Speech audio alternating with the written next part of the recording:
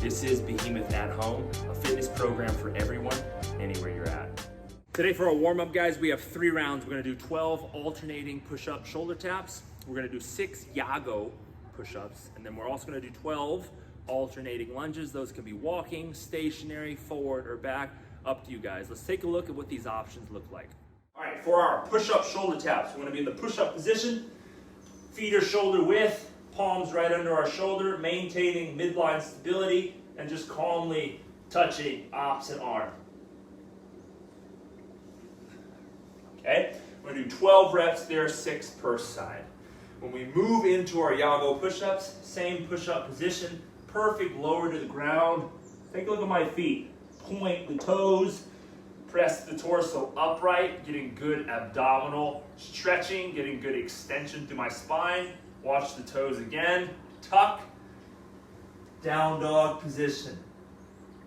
Okay, right back to our push-up position, perfect lower. That means the chest and the hips touch at the same time. Pointed toes, torso up, cobra position. Tuck the toes, down dog. Okay, 6 reps there. And then we have our alternating lunges. We can do stationary, kissing the knee off the ground, making sure that the front heel stays underneath the knee. Or we can do a walking lunge variant where we are focusing on the same thing. What I want you guys to notice is the back foot, okay? Allow those toes to extend.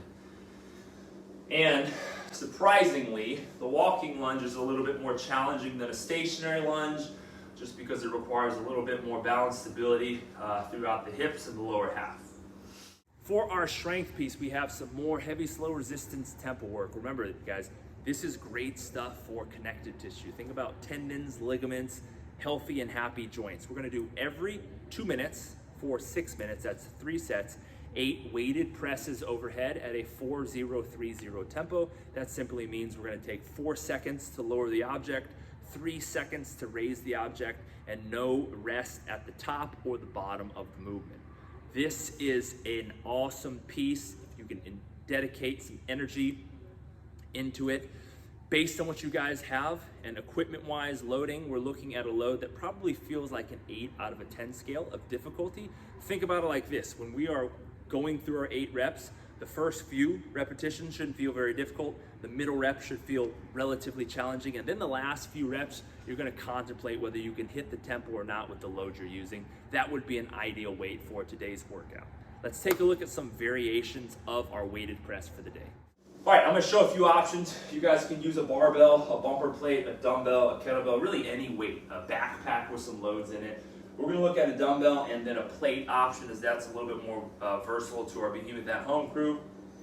So if we're using a dumbbell, both hands, we're gonna go on the object. We want a bilateral option today, and we're gonna go up from our front rack position. 1, 2, 3, 1, 2, 3, 4.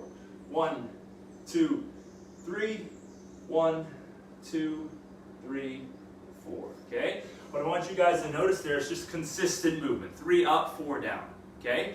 I am not compromising my spine position. You know, I'm not leaning back at the top. I'm squeezing my glutes as tight as I can to keep myself into a globally extended position if I do extend.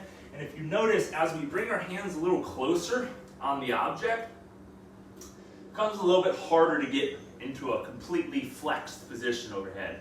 So as I press, I'm just focusing on locking my elbows out. And if you notice, I'm not in a fully flexed position because I haven't earned that range. All right? My glutes are squeezed, I'm not extended through my spine, and I'm coming back down.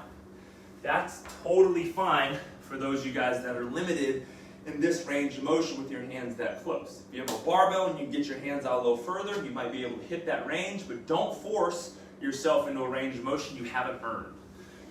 If I'm using a bumper plate, same thing, front rack position, 1, 2, 3, 1, 2, 3, 4. If you notice, this one's a little easier to get into a flexed position. Okay, because my hands are a little wider and more in a neutral position. If we're using a kettlebell, I would recommend that you put one hand on the handle, other hand on the head, and then we'll press up, and we'll do the same thing here, okay?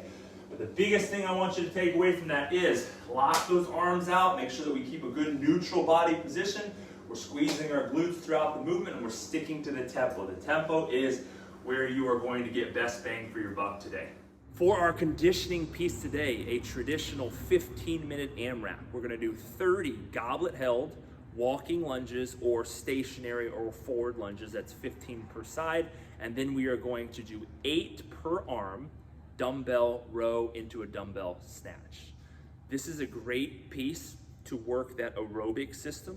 Think about starting with a consistent pace and ending with that exact same pace. So don't blow it out from the start and not be able to hold on to it as you go throughout the workout. When you're looking at weights, we want weights that are relatively light.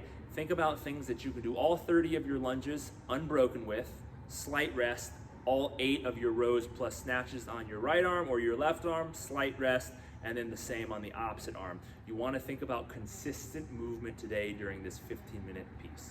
Let's look at some of these movements that are within our 15-minute AMRAP today.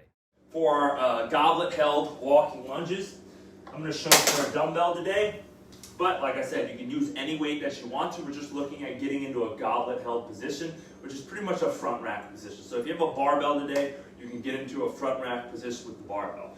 But we're going to be here with the dumbbell, and all we're going to do is knock out our walking lunges. Kissing the knee on the ground, standing tall. All right, same focus here. When I do my lunge, back knee kisses the ground, front heel stays stacked under my knee, and I stand tall. If the walking lunge is too challenging, we can do a stationary lunge like we talked about in the warm-up. If using a load is too challenging for that weight, take the load away. You can even do a reverse lunge with the hands on the knees. It's going to be the easiest option to accomplish all 30. Whatever weight you choose or whatever option you choose, make sure you can do 30 in a row every single time. That's the goal. If you're finding yourself breaking during those 30, you're going to want to digress an option or take some of the load away. Now, when we look at our row plus dumbbell snatch, pretty cool little combination of movements here. We're going to pick our weight up, whether we're using a dumbbell or a kettlebell. All right, we're going to get into a good hinged position. Think about like a Romanian deadlift. We push our butt back, we keep our back straight. All right, you notice the weight is in between my legs. I'm going to drive my elbow back for my row, and then I'm going to bend my knees just a little bit, drive through my legs, finish overhead. Okay, row, snatch, row, snatch, okay? So you notice I keep great posture throughout that movement, and when I go into my snatch, I don't go all the way to the ground, but I bend my knees just a little bit to drive through my legs to get the load overhead. If going over the head is a little too hard for us or a little too challenging for us or a little bit too complex of a movement, we can always go into a dumbbell row plus a dumbbell clean, okay? That's going to be a great option as well. 8 per side, 16 total reps, whether we're doing a row plus a snatch, or if we choose to, we can do a row plus a clean. Biggest thing that I want you to focus on within those movements is posture. Making sure we get into this Romanian deadlift position for our row, and then when we go into our snatch, we bend our knees just a little bit so that we can get maximal leg drive to get that weight overhead.